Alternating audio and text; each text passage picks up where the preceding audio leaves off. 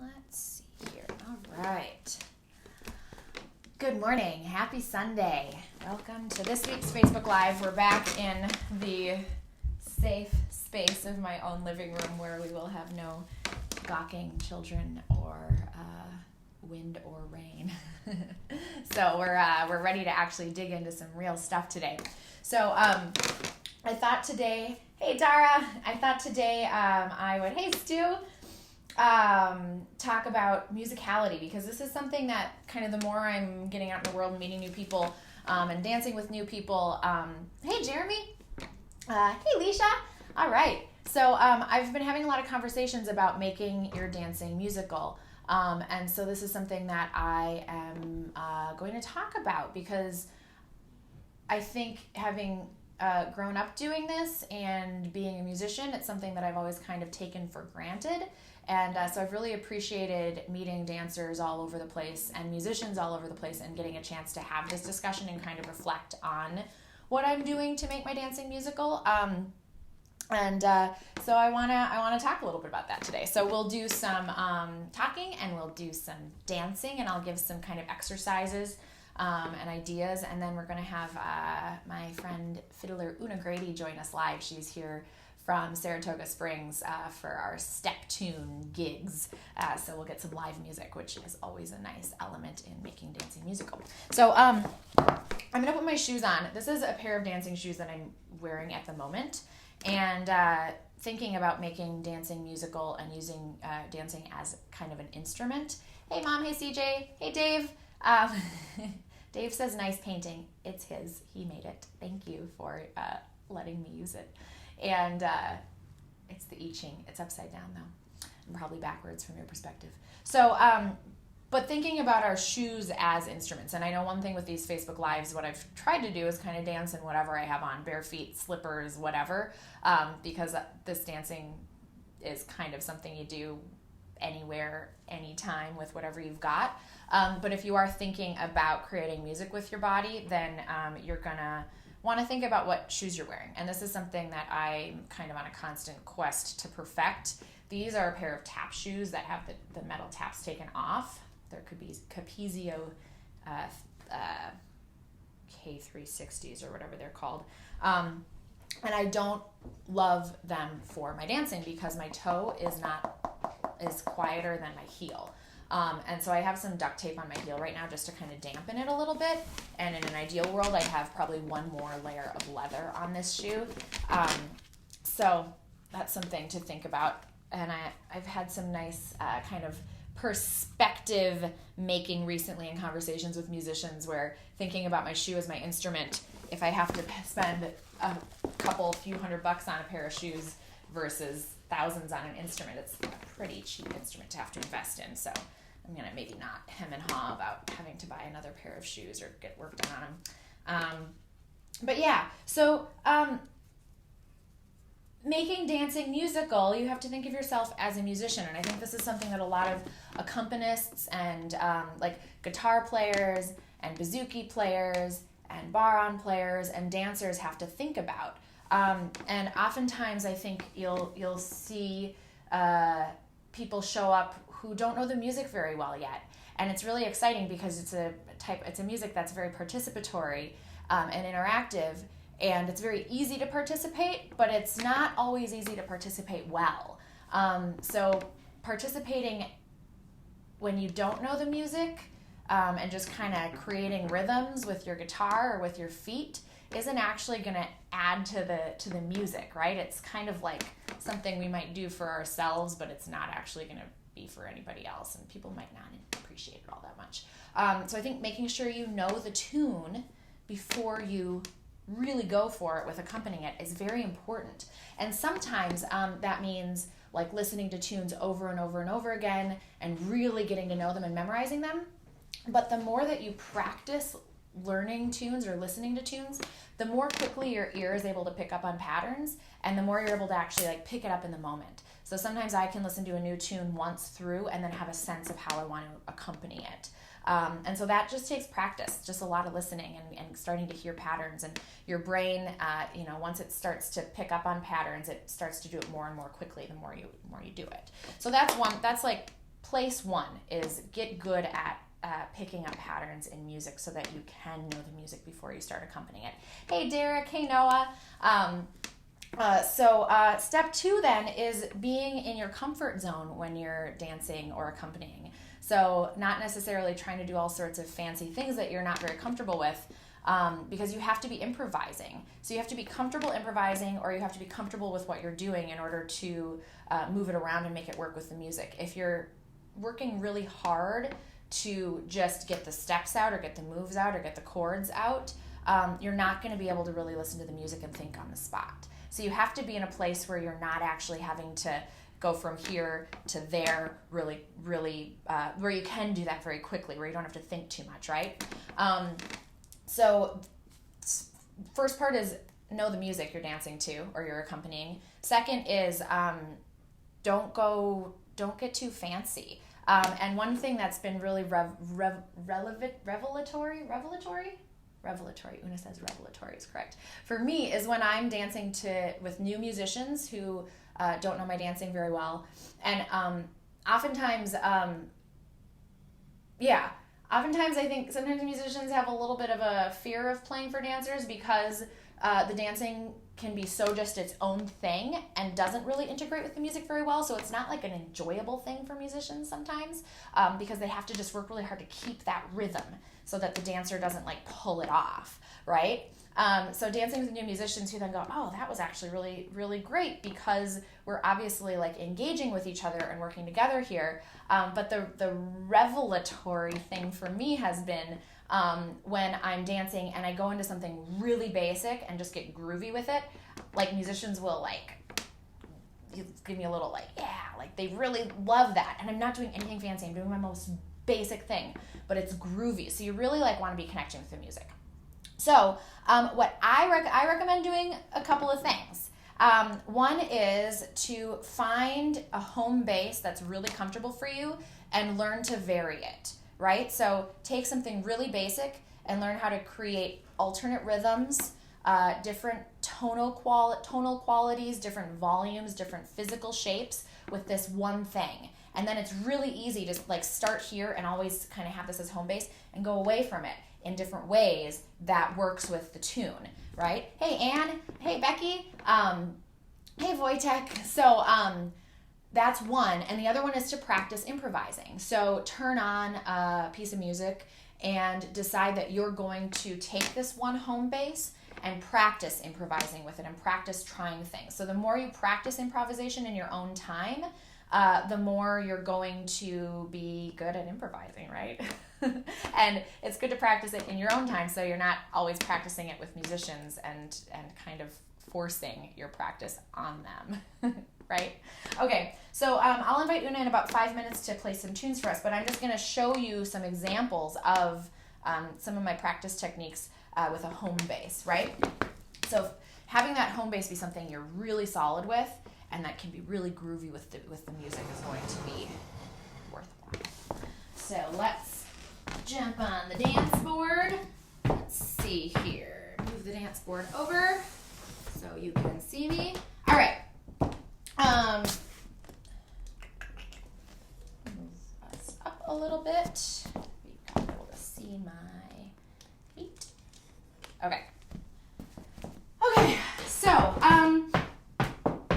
So we've done a lot of work with pitter patter in the past. There have been tutorials up. I have currently tutorials on dancing hornpipes up on the website, stepcollective.com. They're going to be up for one more week. And then next week we're going to actually learn some Appalachian flat footing. We're play around with the Tennessee walking step with music from Che Appalachia. I think. Yeah, something like that. So you can, the hornpipes play with this pitter patter move that you can do with your toes or your heels. And you can do it with reels, you can do this with jigs, you can do this with all types of things. So having this kind of be a one home base is really valuable. And you can do it really even. You can swing it. Right? And everything you do, you're kind of playing with volume, pitch, tonal quality, body shape, So volume means louder or quieter. Pitch means lower or higher. So I've got my toe and my heel. My toe is a higher pitch. My heel is a lower pitch. Tonal quality, you can get something that's a little more sharp or a little more soft, right? It could, or scrapey, or you can play around with kind of like the texture of the tone based on how you use your feet. And then body shape actually changes a lot of those things too, but there's that visual side of the dancing that we have that musicians don't really have. You might see like drummers doing cool stuff, right? Maybe they're kind of like dancers. So I'm going to give you an exercise to play with some of these things first, and then we'll talk about improvising with them in a little bit. So the first thing we're going to do is we're gearing up to get towards pitter patter and to play with all of these things: pitch, tonal quality, pitch, tonal quality, volume, and physical body shape with this. But for the first bit, we're going to actually just practice. This is super simple. This is something that anybody can learn. I had workshops recently in Texas with dancers who were like 100% complete beginners and dancers who are practically professional level, and we all started with this, and it was great. It's something for everybody. So just stepping first to the beat of the music. So this is where you should start. Can you step to the beat, and can you really feel it? And we all know how to walk. So this is a place to like get into the music, enjoy the music. You're gonna dance more beautifully. You're gonna create more beautiful music if you're enjoying yourself. It comes through, right? So feeling the music. So maybe, Oona, would you be up for joining us? So maybe we can have some tunes to. Do you want to be on my left or right side? Here? Either way. Yeah, I can be there. All right, we'll Oona right here. Hi, Oona. Hello. Hello. Hi. This is Oona Grady. The other we're 2/3 of step tune. We've got a little house it is a little house concert tonight. Yeah, we've been doing some shows for the last couple days. We have been, and we called ourselves Step Tune because we're playing with tunes that are for stepping, right? Mm-hmm. And steps. Yeah, I think we're trying to explore that intersection very decidedly.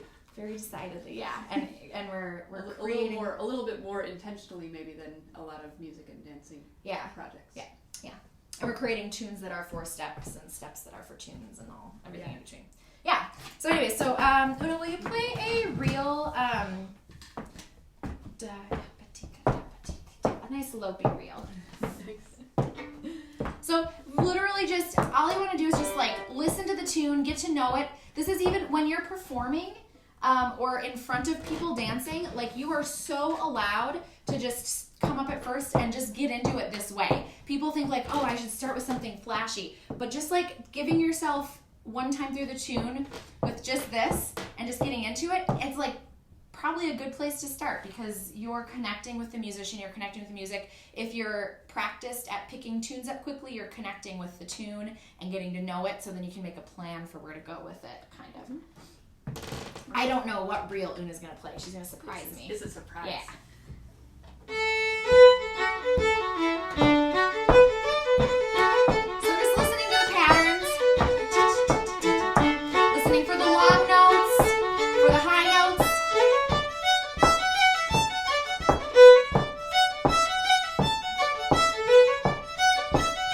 Keep going.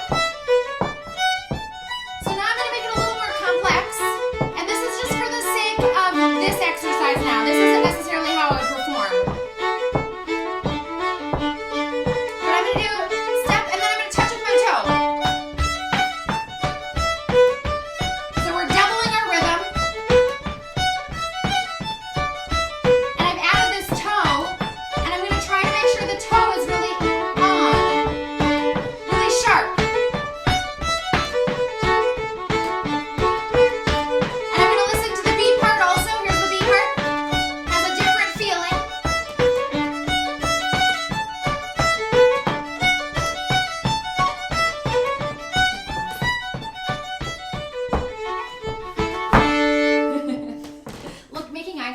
Musicians is always great.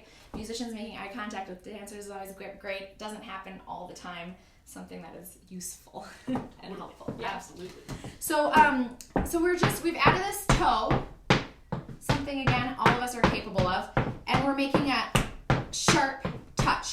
So Irish tunes and a lot of tunes that are like Irish tunes, French Canadian, old time. A lot of these tunes have two parts, not always. An A part and a B part. Is this single or double? That was single. So this is a single tune. So we have one A part and one B part, and each part kind of has four sections: a call and a response. Would you have any interest in explaining that, the call and response? Sure. You want me to play them out? Like, if you'd like to. Yeah, Oona's a fiddle teacher, so you've probably done this before, right? I have, yeah. Would you? In fact, Great. Yeah. I'm taking over Danielle's Facebook Live for a moment. So I guess in this tune, I'll kind of break it down as we go. So here's the first phrase.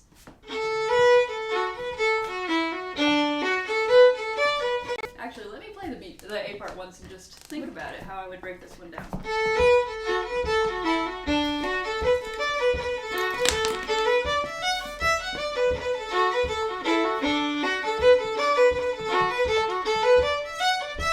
Yeah, so this one really just kind of has a call and then a response, and for an original call, and then actually this response is kind of the same the second time. Often in Irish tunes it'll be a slightly new, maybe more satisfying response the second time through, but this one is kind of a simple A part. So this is the call, the first call. And then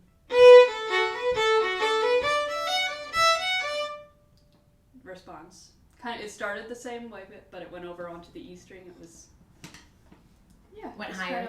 When it went higher, it was just kind of an elaboration on the first piece. Back to the original call, and then we're going to come back to that response. Cool. Can I join you for a sec? Yeah. So sometimes it's more complicated. That one was. That's great. This is a nice one to start with, actually. Yeah. So what I think about as a dancer, if I'm doing these steps, each call has 4 steps in it, and each response has 4 steps in it. So will you play just the first call? Yeah. 1, 2, 3, 4, and then the response. 1, 2, and then the second call. Response. 2, 3, 4. Yeah, and then an interesting thing that happens then is within those 4 is where we have the real rhythm, right? We're going 1, 2, 3, 4, 1, 2, 3, 4, 1, 2, 3, 4, 1, 2, 3. Decker, Black and Decker, alligator, alligator. Yeah. What else? Mississippi, Alabama. Easy breezy, nice and easy. Beautiful cover girl. No, that one doesn't work. That's a jig. Oh, okay, yeah. Beautiful cover girl. Do all the advertisements.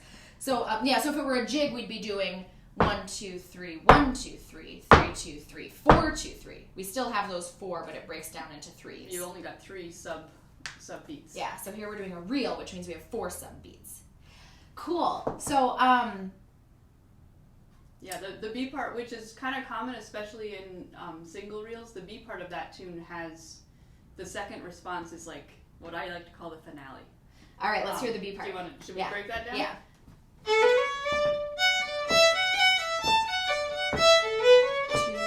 Call, response, second call, final response. Yeah, so it's the first call, the first response, second call are all almost practically the same notes and kind of repetitive, but then you get to that finale and it's like crazy time. Yeah, it's time to do something fancy. And then it shoots you right back into the A part. That's one of those fun tunes that you kind of can't stop. Yeah, it is a fun one. And what I'm listening for as a dancer there then is kind of the landscape of the notes, right? So you might, when you're learning music, one helpful thing is actually to take your hands and kind of visualize the pitch, create a visual representation of the pitch. So da da da da da da da da da da da da da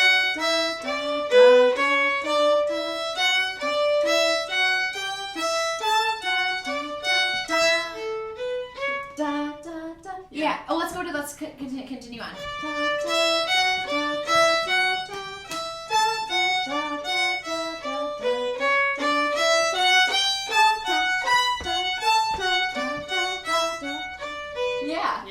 Yeah, that finale. So yeah, so you can kind of see where we have these jumps in, or you could even go like da da da da da da da da da da da da da, and kind of feel where you have the bumps and the valleys and the long notes and the bubbly notes, and there's a lot of kind of do really fun modern. Yeah, modern this is maybe our next step tune piece. Maybe maybe that's an audience participation actually. All right. So that's a good thing to start to feel. Maybe that's the place you start when you're listening to music. So let's say this. First, you start by listening to music and getting good at that, and getting familiar with tunes and learning to get familiar with tunes quickly. Yeah. And this is one way to do it, using your hands. Learning how to hear some patterns. Learning how to hear patterns, finding the calls and the responses. Because that's the thing. If you want to improvise, once you've heard one call, you know it's coming back again. So I might do something in the first call and think, oh, that was awesome. I'm going to do that again in the next call because I know it's coming back. Or I might do something and think, oh, that didn't work. I'm going to try something new again, or new the second time. Yeah. So get to know the music and then start playing around and finding this home base. So let's go ahead and we started with step, step, step, step. And we're going to do that for, we're going to just to hear the call and response. We're going to do 4 steps for the first call. We're going to do step, touch, 3 and 4, or it'll be 8 beats for the response. 1 for and 2 the and first 3. Call and first response. Yeah, so it'll be call, call, call, call, response. That makes sense. Yep, 1, 2, 3, 4, 5, 6, 7, 8. So we're doing double rhythm. And then the second call, we're going to come back to our call, call, call, call. And we'll do, since this second response is essentially the same, we'll do the same thing for the response, just to start to hear it. So we just play the 8 part. And let's do the... Low or? Yeah, same hands. So 1, 2, here we go. Call, response. Call, response. Again, same thing. Call.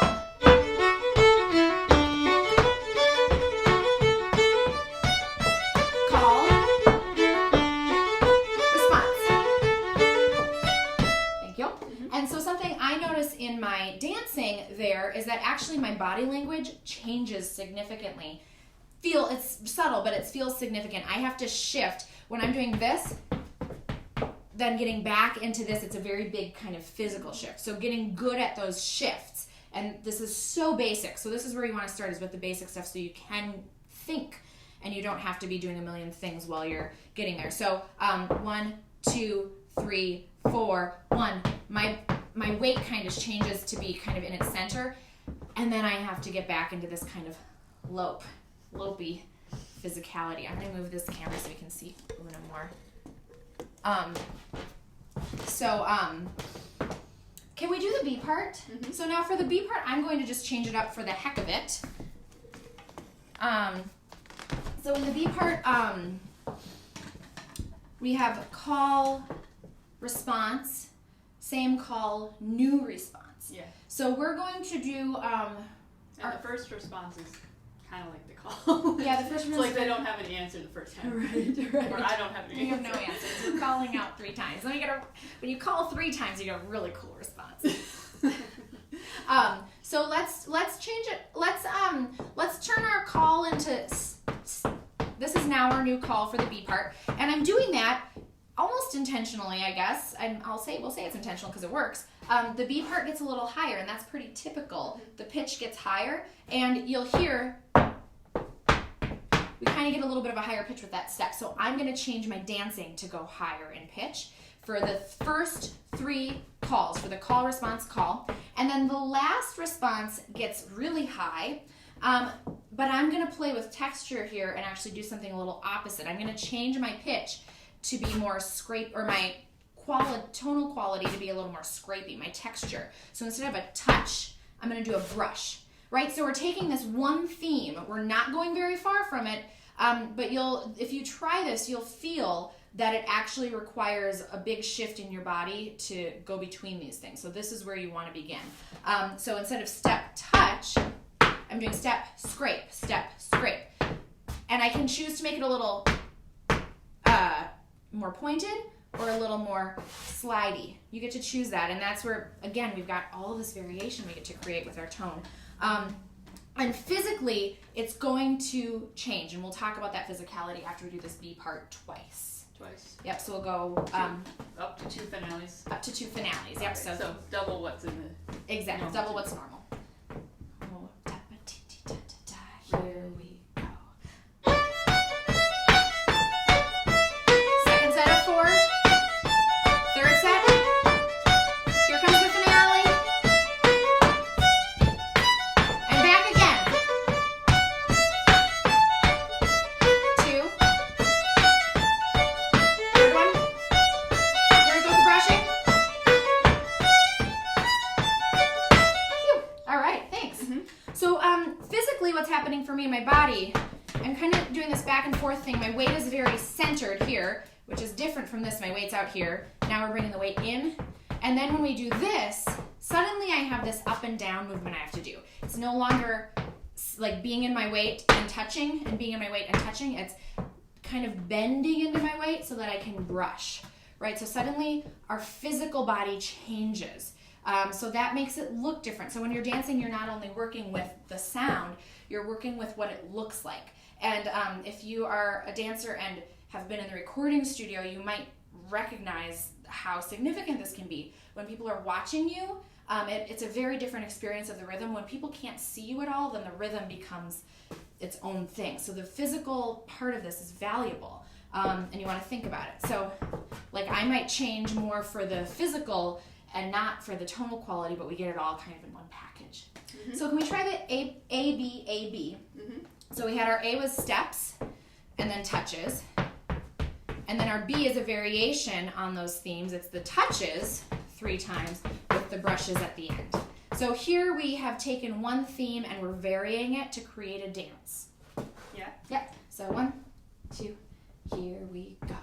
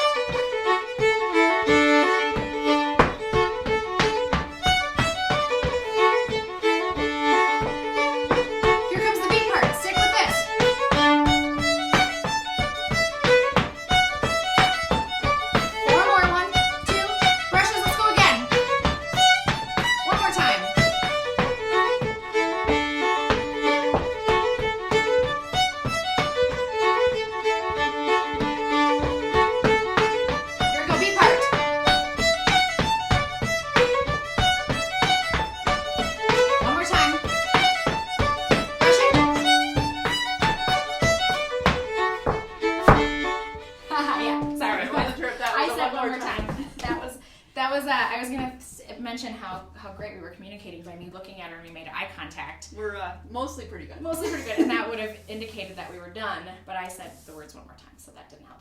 But we made it work.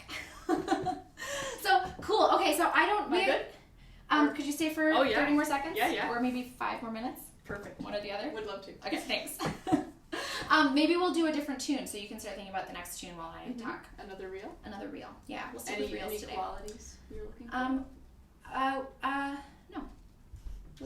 Surprise us. Yeah. Okay, so we'll finish up here. There's a lot more we can do with this, but I want to give you one more little bit. So this is kind of part 1. Next week is actually part 2. That's what we're doing next week. Yes, with Che Appalachia. That's what we're doing. So we're going to use Appalachian / South American music to play around with musicality. So that'll be cool. Yeah.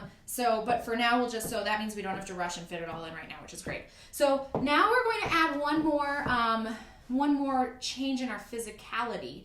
Instead of doing a touch with the toe, we're going to touch with the heel. So that's changing the look of our moves, and we can choose how we do that heel. also is another thing we could play with, but it really also is changing the sound pretty significantly. So now, instead of step toe, we're gonna do steps again, and then at our heels. Do you think you'll do a double or a single tune? I was thinking of a double. Yeah, so Would that be good? Yeah, so that means we get 2 A parts and 2 B parts. We're going to use heels, and we're going to use touching and scuffing again, so you can practice. And it's the exact same change, switching and touching versus going in and brushing. So you can practice that, but we're going to listen to this tune, find the calls and responses, know that the A part, you have call, response, and then you do the same thing again before we move on to the B part this time. This is what we call a double tune. So let's listen to the tune and decide how we want to use these and maybe their last bits.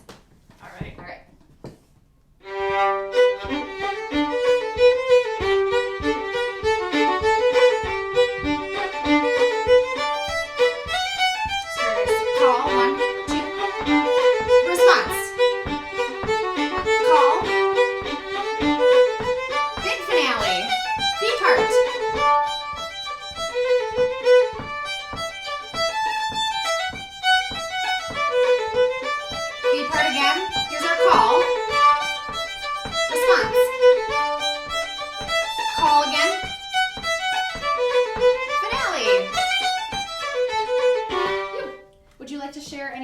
Any thoughts about this tune that you have? I just like playing it. No. It's the second reel I ever learned. Cool. What's it called? McLeod's Reel. McLeod's Reel. It's Miss McLeod's similar to Miss McLeod's, but it's a little different. Okay, lopier. It's a little lopier. I like lopy tunes. My teacher Ed McGowan taught it to me. Cool. So what I hear in this, and this is probably this is based on what you were talking about too. The A part and the B part have the same finale, right? Kinda. Oh.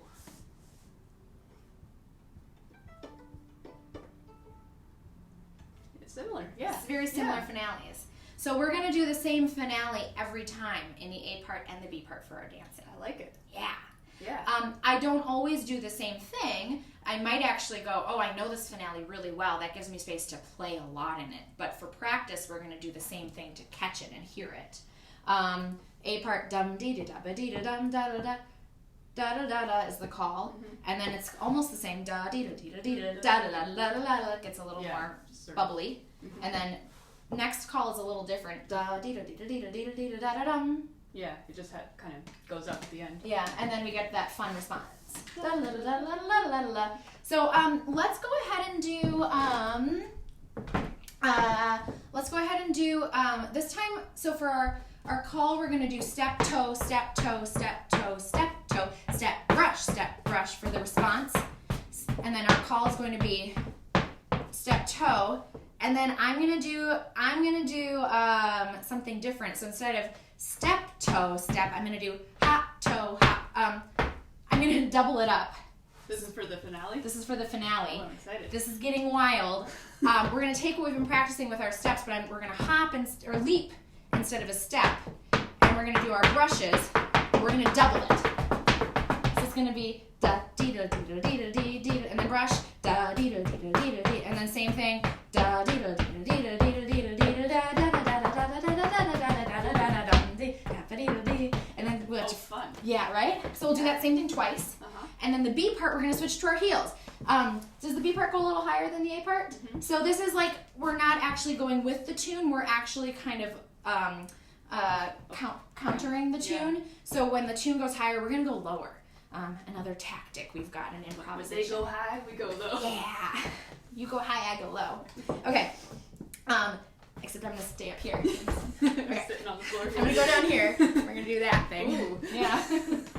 So instead of our toes, we're going to do our heels. So same thing, but same pattern, right? Reusing patterns is so valuable. It makes us have to think a lot less, and we get to feel more, right? We get to feel the tune.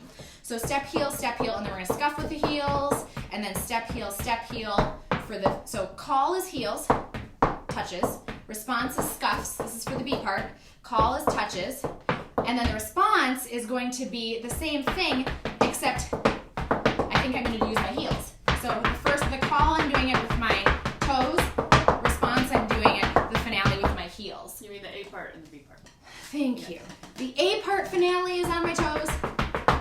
B part finale is On My Heels, which I don't know is going to feel great, but we'll try it. So that's the thing with improv. You have to be willing to try things and not feel great about them, and then you know that you need to fix them. You can do it differently the second time. You can do it differently. Because guess what? You never repeat the same moment once. Groundhog's Day is not real. You get to try new things every time. Actually, no, maybe this is kind of like Groundhog's Day. You get to redo it and try it a new way the second time through the tune. Yes, the tune or in the next time you do it, or the next musician you work with, and maybe burn bridges with the last one. But there's always another musician, so they're dispensable. Just kidding. That is not an approach to working with musicians. Being musical, musicians are not dispensable. Build relationships. Indispensable. They are also known as indispensable.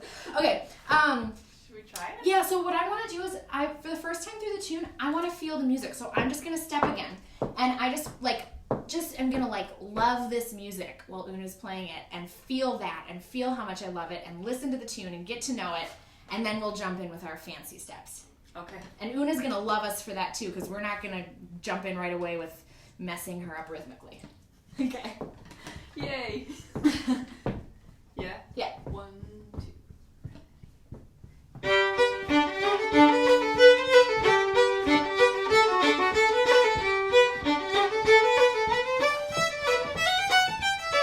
A part again.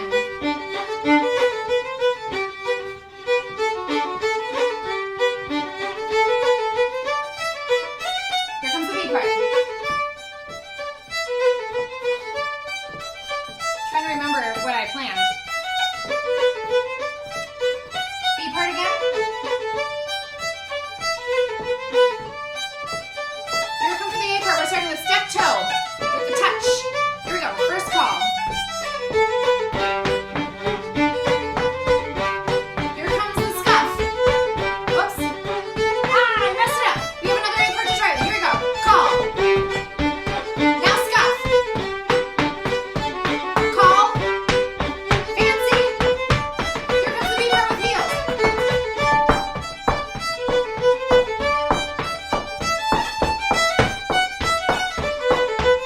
I messed it up again. Here we go again.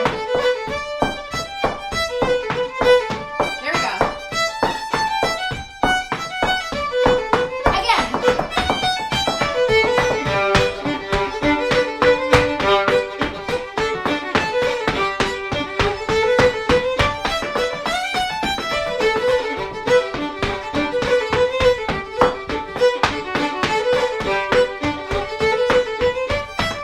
Here comes the B part.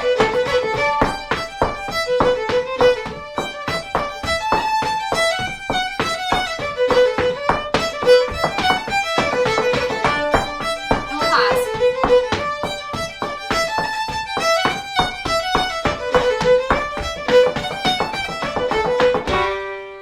Thanks. Okay, can we do one more thing before we go? One more thing. I didn't like that. That didn't feel good. The way I countered that B part didn't work very well for me.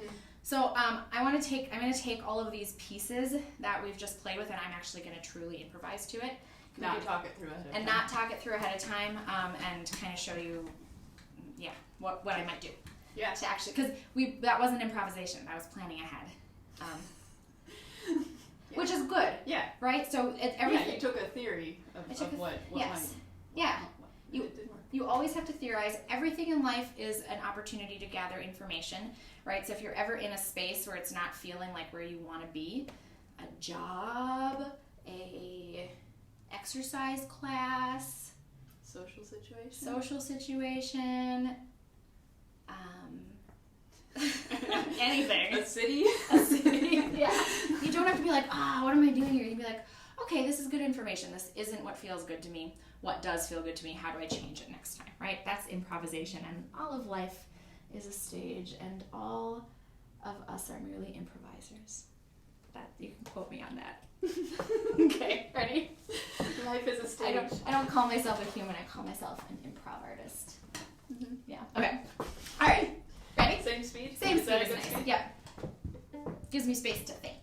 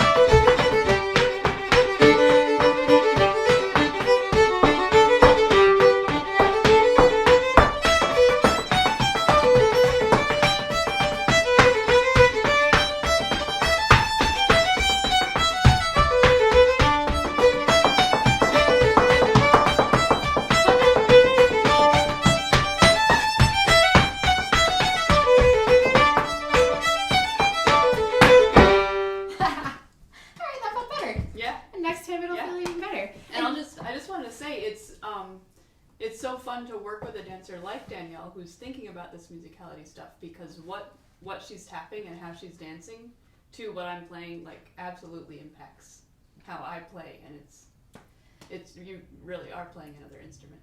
Cool. Thanks, Oona. Yeah, and it really is a conversation. Think of it as a conversation, and it's a cool connection to make with people. And like even just like when you do individual rhythm things, I feel like then I want to respond. And fun. Because the musicians are improvising too. They've got a skeleton of a tune, but the musicians are playing their own variations. We've got space to change the notes or change the rhythm. Melodic and rhythmic variation. Yeah. All right. Cool. Well, thank you for being here, Oona Grady. And check Step Tune out on Facebook. We've got some new fun things that we're playing around with a lot of this stuff with. Yeah. It's been a big conversation for us. And I'll see you next week for more improvisation with different type of music and hornpipe tutorials with Patrick Ducey, Colin Farrell, and Kevin Crawford are still up on the website. Next week it'll be something different. Anything else you want to say?